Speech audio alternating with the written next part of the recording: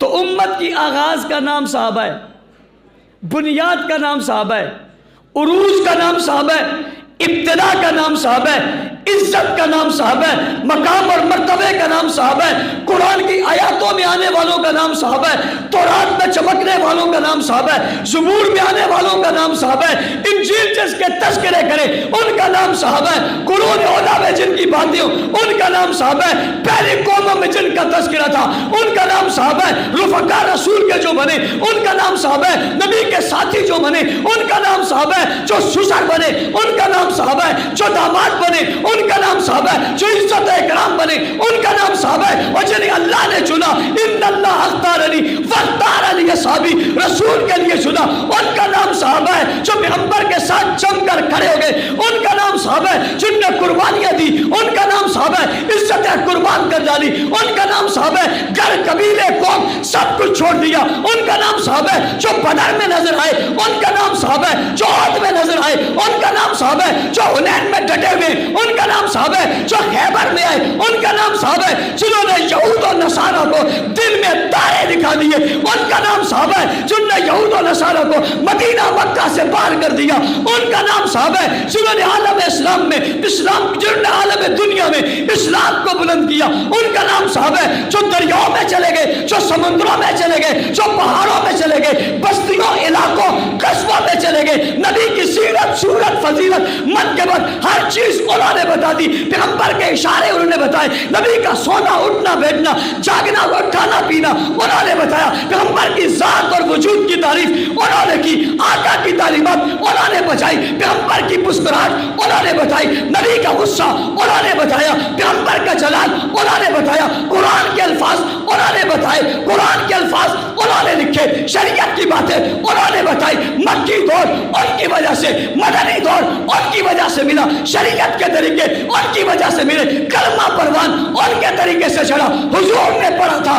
لا الہ الا اللہ محمد الرسول اللہ انہوں نے پڑھا تھا، ابتدا کر کے دنیا تک انہوں نے پہنچایا تھا، جنہوں نے اپنے گھوڑے دریاؤں میں ڈال دیے تھے، جو خود سمندروں میں کود پڑے تھے، جو عالم میں چھا گئے تھے، جو کائنات میں بگڑ پڑے تھے، ساری دنیا میں جن نے نقشہ سکھا دیا، صورت سکھا دی، سیرت سکھا دی، فضیلت سکھا دی، منقبت سکھا دی، جو صداقت کے مینارے بن گئے، عدالت کے مینارے بن گئے، عزت کے رکھوالے بن گئے، تصور بن گئے، تصویر بن گئے، مجموعہ بن گئے، امت بن گئے، امت کی امیدیں اور کرنیں بن گئے، جی ہاں یہ مثال بن گئے، معیار بن گئے، معمار بن گئے، بنیاد بن گئے، آغاز بن گئے۔ معذرت کے ساتھ محبت کی دنیا میں جا کے ایک جملہ کہنا چاہتا ہوں، بابا یہ صحابہ بن گئے، اولئک هم المفلحون بن گئے، مومنون حقا بن گئے، لهم مغفرۃ بن گئے، رزق بن گئے، رزق کریم بن گئے، یہ قائمون ہیں، یہ راکعون ہیں، یہ ساجدون ہیں، یہ سجدن ہیں، یبتغون فضلا من اللہ ورضوانہ ہے، ان الذین آمنوا وعملوا الصالحات ہے، یقیمون الصلاۃ آتون الزکاۃ بن گئے، معیار و معمار بن گئے، مثل و مثال بن گئے، تصویر اور تصور بن گئے، تیرے میرے تک دین آج پہنچائے، سبب یہ بن گئے، بخاری اٹھا یا مسلم اٹھا، ترمذی اٹھا یا نسائی اٹھا، صحابہ کو چھوڑ کر تجھے یہ نہیں مل سکتے۔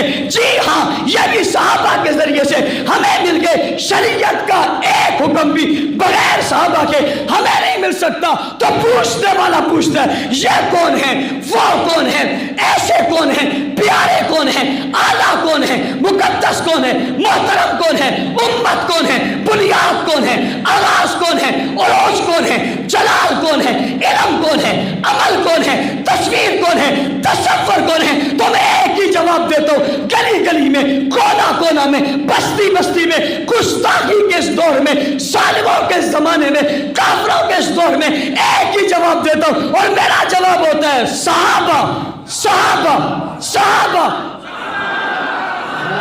صحابہ صحابہ۔ کون تھے یہ، کون تھے؟ اونچی ہاتھ اٹھا کر مکہ لہرا کر کون تھے؟ دنیا کو بتاؤ یہ امت تھے، کون تھے، کون تھے، کون تھے؟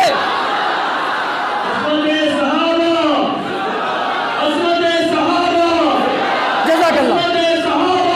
اب کوئی شخص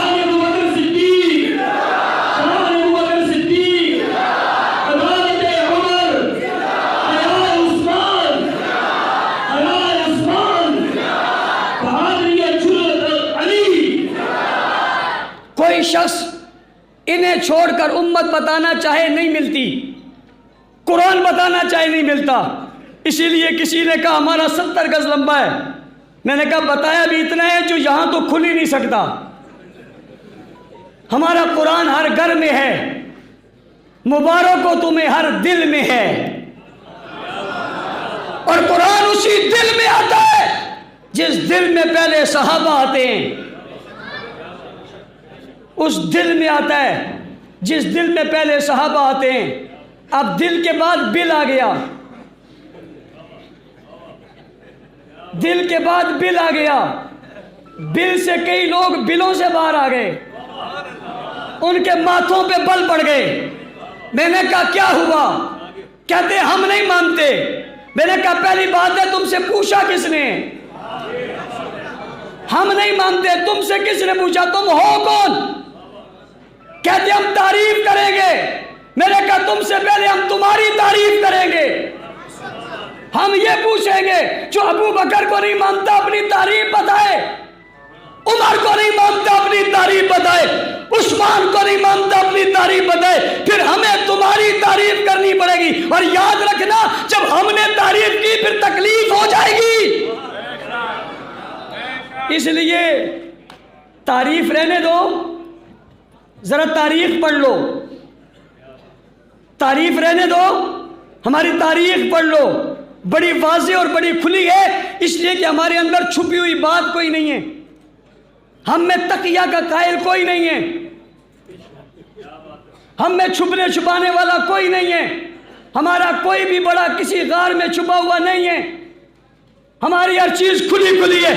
کھلی کھلی بات بتاؤ، میں بل پیش کرنے والوں کو سلام عقیدت پیش کرتا ہوں۔ بہت سارے لوگوں نے اپنے آپ کو جبے اور کبے میں چھپایا ہوا تھا، یہ بل آتے ہی رہ نہ سکے، وہ بھی بلوں سے باہر آ گئے، ہمیں پتا چل گیا یہ بھی وہی ہے وہ بھی یہی ہے۔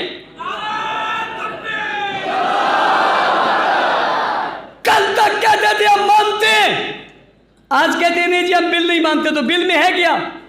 بل میں ہے توہین صحابہ اور اہل بیت، دو نکتے ہیں، توہین صحابہ اور یہ وہ تشریح کریں گے ہمارے ہاں تو اہل بیت صحابہ ہیں، صحابہ اہل بیت ہیں۔ والسابقون الاولون من المہاجرین والانصار، جب ہم صحابہ کہتے ہیں اس میں مہاجر بھی ہیں، اس میں انصار بھی ہیں، اس میں اہل بیت بھی ہیں۔ صحابہ میں یہ سارے طبقے شامل ہیں، ایک بھی نہیں وہ تھا، وہ دو لے آئے اور کہا توہین صحابہ اور اہل بیت بل ہے، گستاخی کرنے والوں کو سزا ملے گی۔ میں نے کہا چلو ایک حصہ تم نہیں مانتے، یہ تو دنیا کو پتہ چل گیا، الحمدللہ ہم دونوں مانتے ہیں۔ میں اکابرین کی موجودگی میں مطالبہ کرنا چاہتا ہوں، ایک بل تو وہ ہے جس میں توہین صحابہ پہ 10 سال قید اور عمر قید، 10 سال سزا اور عمر قید کی سزا ہے، یہ بہت اچھی ہے، لیکن ہمارا مطالبہ ہے سزائے موت ہونی چاہیے۔ جس کا مطالبہ ہاتھ کھڑے کریں۔ توہین پر کیا ہونی چاہیے؟ اونچی کیا ہونی چاہیے؟ کیا ہونی چاہیے؟ اگر کوئی ڈر رہا ہے، کوئی ڈر رہا ہے صحابہ کی توہین سے، کہ صحابہ کی توہین کی سزا سے کوئی ڈر رہا ہے، تو ہم اہل بیت کی توہین کی سزا سے نہیں ڈر رہے۔ ہمارا مطالبہ ہے کہ اگر صحابہ کی توہین پہ سزائے عمر قید ہے تو اہل بیت کی توہین پہ سزائے موت رکھو۔ کیا رکھو بھائی؟ میں مطالبہ کر رہا ہوں، میں آگے بڑھ کے کر رہا ہوں کہ آپ اہل بیت کی گستاخی پہ کیا رکھو؟ ہماری تائید ہے۔ تم تو پورا کہتے ہو ہم نہیں مانتے، ظالمو اہل بیت کو تو مانو۔ آج پتہ چل گیا تم اہل بیت کو بھی نہیں مانتے۔ بات کھلی یا نہیں کھلی؟ یہ بات کھلتی ہے قربانیوں سے، اس پہ بڑا خون لگا ہوا ہے، میں تفصیل میں نہیں جانا چاہتا۔ آج پتہ چل گیا تم اہل بیت کو نہیں مانتے، اور تم جانتے ہو باقیوں کو پتہ نہیں ہے، تمہارا ہمارا مسئلہ ہے، تم جانتے ہو کہ تم سے بڑا اہل بیت کا گستاخ بھی دنیا میں پیدا ہی نہیں ہوا۔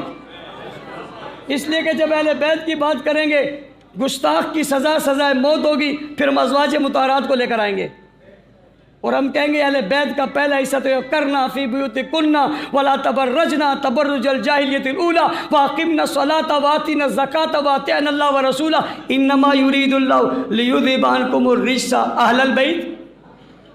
پھر میں نے لے کر آئیں گے نا وہ کرنا فی بیوتکنا، کس کے لیے؟ گھر والیاں کون ہیں؟ پھر پتہ چل ہم پیغمبر کی بیٹیاں لے کر آئیں گے، بیٹی